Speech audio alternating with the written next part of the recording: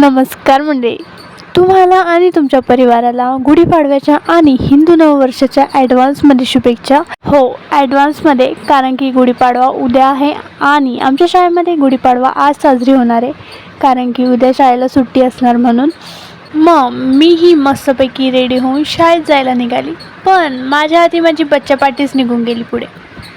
शाळेत पोचल्यानंतर कार्यक्रमाची तयारी सुरू होती आणि एवढी छान वाईब्स येत होती ना.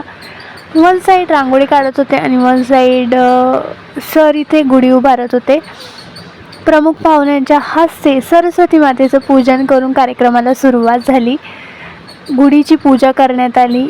कार्यक्रम जास्त मोठा नव्हता, छोटासाच कार्यक्रम होता. विद्यार्थ्यांना गुढीपाडव्याचं महत्त्व सांगण्यात आलं, गुढीपाडवा का साजरी करता हे सांगण्यात आलं आणि खूप छान कार्यक्रम झाला.